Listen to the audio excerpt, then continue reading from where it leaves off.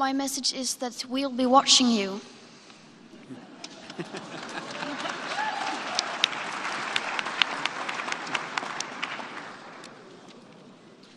This is all wrong. I shouldn't be up here.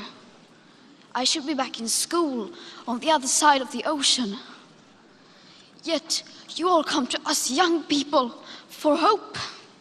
How dare you?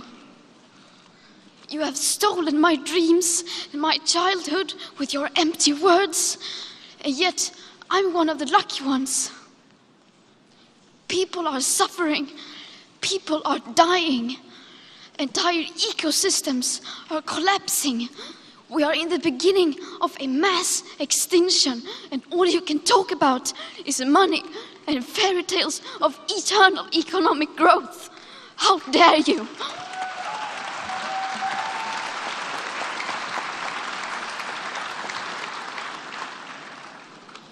For more than 30 years, the science has been crystal clear.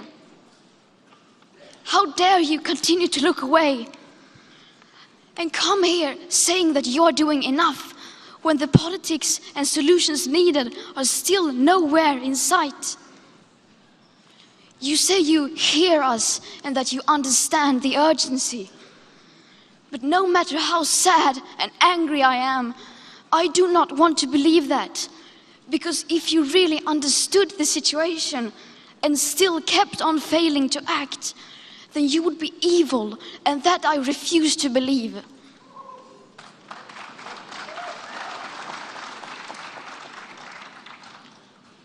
The popular idea of cutting our emissions in half in 10 years only gives us a 50% chance of staying below 1.5 degrees and the risk of setting off irreversible chain reactions beyond human control.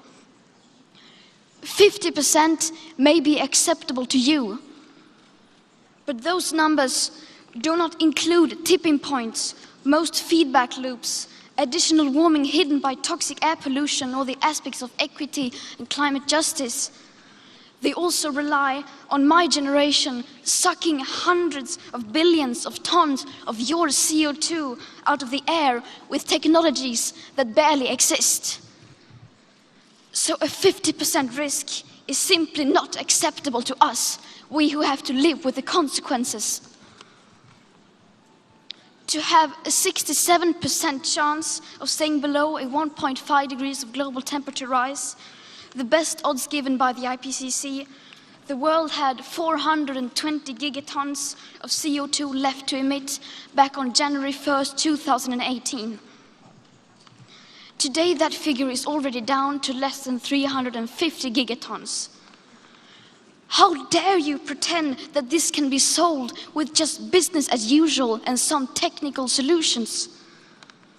With today's emissions levels, that remaining CO2 budget will be entirely gone within less than 8.5 years. There will not be any solutions or plans presented in line with these figures here today, because these numbers are too uncomfortable and you are still not mature enough to tell it like it is. You are failing us. But the young people are starting to understand your betrayal.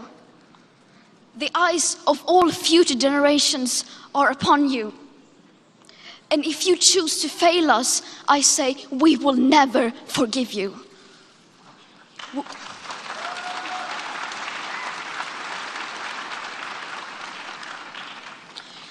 We will not let you get away with this.